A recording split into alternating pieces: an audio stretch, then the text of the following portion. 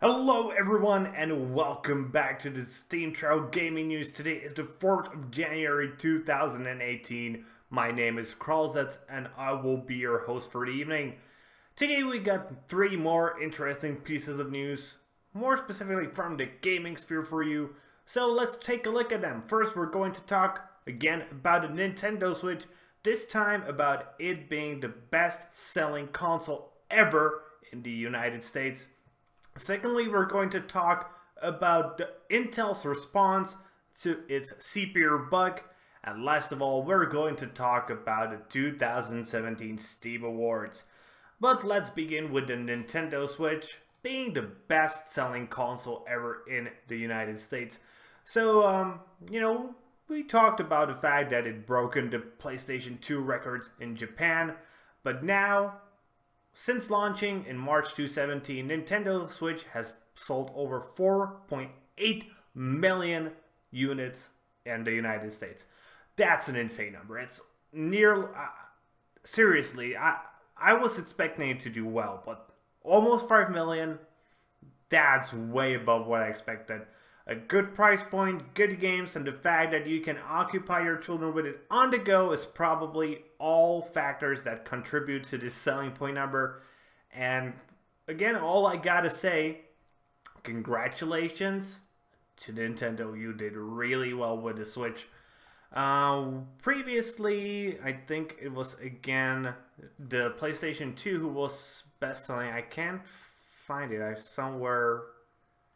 yeah, I lost it. No, the previous record hurdle was the Nintendo Wii. So, Nintendo, yay, you're really good. Which has sold over 4 million units in a similar time frame. So, this is nearly 20% more like 18%. But 18% more is an insane number when we're talking about sale figures. So, yeah. Switch is doing really well, and that just means more games are going to be coming to it, both in terms of little indie games and in terms of big AAA releases.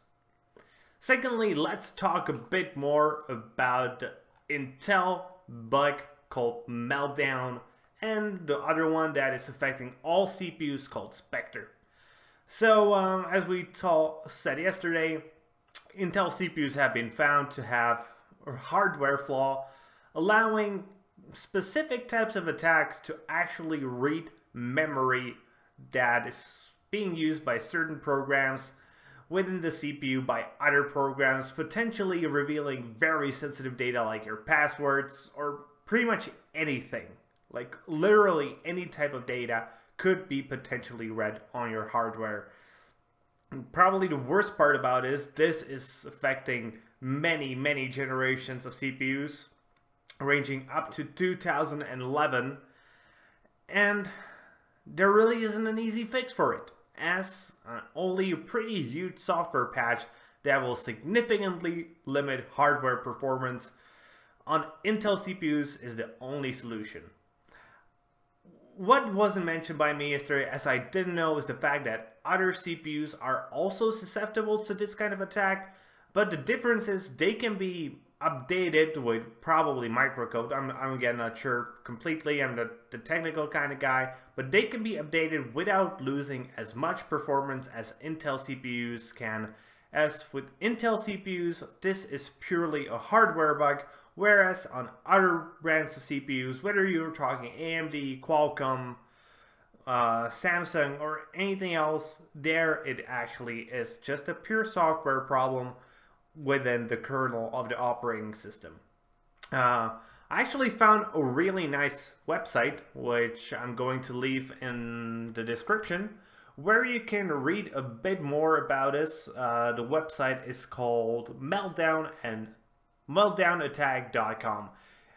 If you're that sort of guy who is technical and can understand these sort of things, you can read white papers on these attacks here. There are also some videos showcasing these attacks. Those look actually really scary. And there is a little bit of an explanation in layman's terms, so even guys like me can sort of understand what is going on.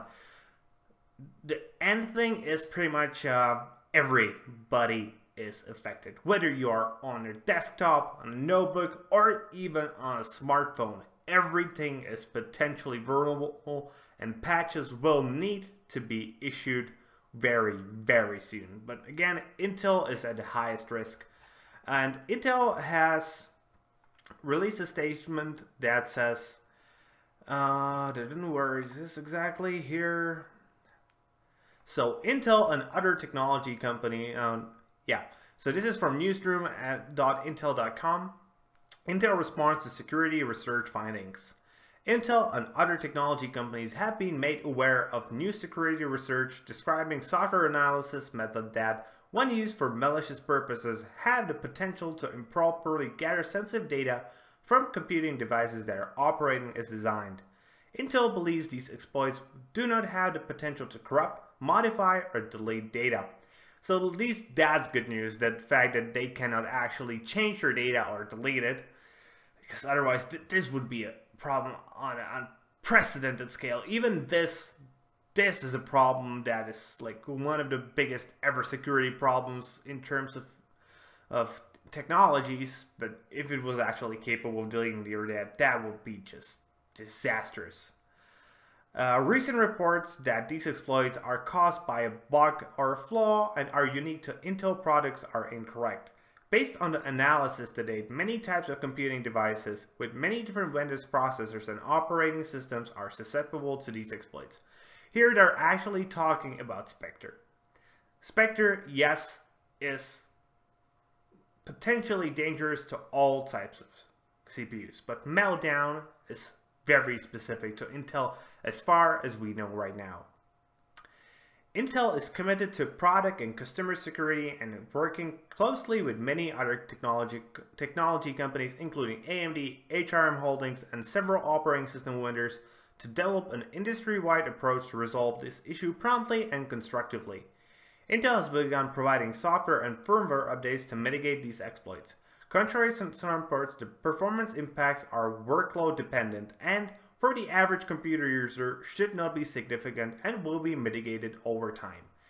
Yes, we talked about this yesterday. For your average computer user who uses it to browse the internet, maybe play a little bit of games on the side, and use social media, the impact will probably be very low. Let's say maybe 5, at the most 10%.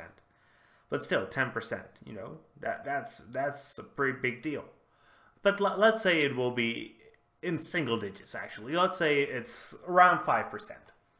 That's probably okay for most users. Most users won't even notice this. As I said previously, most users won't even ever hear about this, as this isn't the sort of news many, let's call them casuals, would be interested in. But as they said, it is workload dependent. And stated previously, workloads that are very AO dependent, that means input and output, and things that include things like virtualization, will be impacted quite a lot, potentially by up to almost 30%. And 30% performance loss for virtualized machines is quite a huge number. Intel is committed to the industry best practice of responsible disclosure of potential security issues, which is why Intel and other vendors had planned to disclose this issue next week when more software and firmware updates will be available. However, Intel is making this statement today because of current inaccurate media reports. This could, I don't know, this could be complete bullshit, this could be just true. I would understand their reasoning behind wanting to issue a statement after the software and firmware updates were actually issued, because just because this is now available, this actually allows potential attackers to use this exploit until these software and firmware updates are issued.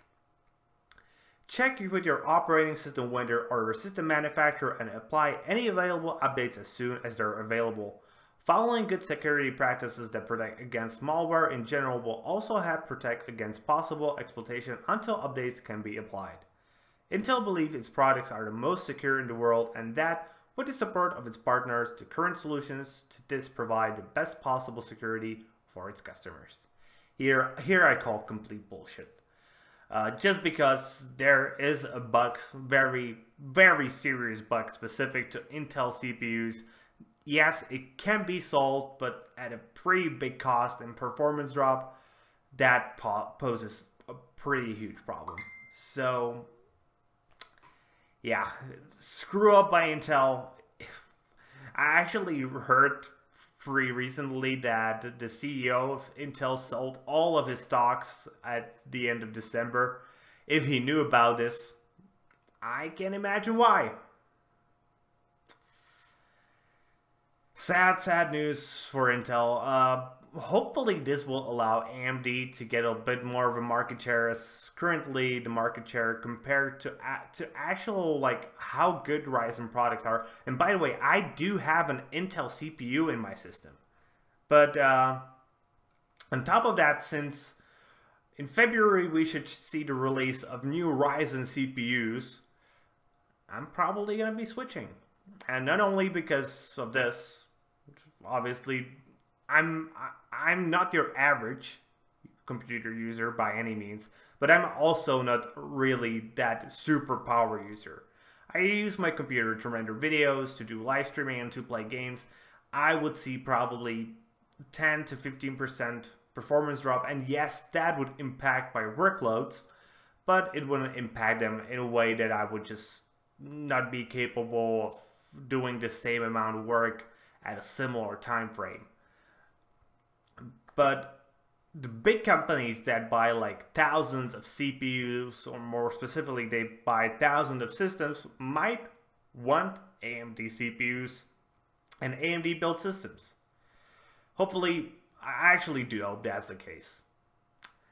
Okay, that's it about Intel, as you can read about it much more on the site I provide in the description, the one called meltdownattack.com.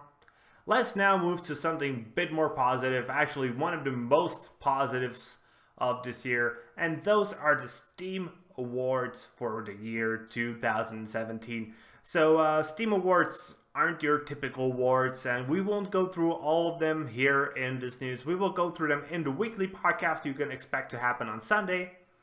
But right now, let's just look at, let's say, the Choices Matter Award, which was all about being able to make choices in a game, was won by The Witcher 3 Wild Hunt. Good choice, gamers. Labor of Love was won by Warframe. It was just where you can see developers putting that love into a game after years it has existed. Or the Suspension of Disbelief Award, which was won by Rocket League, where it just, the game seems ridiculous when you're explaining it to somebody, but it just fucking works. Again, yes, good choice, gamers. And with that being said, that's going to be it for today, guys. I hope you enjoyed today's video. If you did, please consider giving us a thumbs up here on YouTube and subscribing to our channel. If you are watching this on Steemit, maybe you want to upload this post and follow our blog. And in either case, you should leave a comment, as we are really interested in your comments. Be sure to watch in tomorrow, as we are your source for daily news from the gaming industry every single day. That is sort of the point of the word daily. And with that, see you guys later with more gaming content.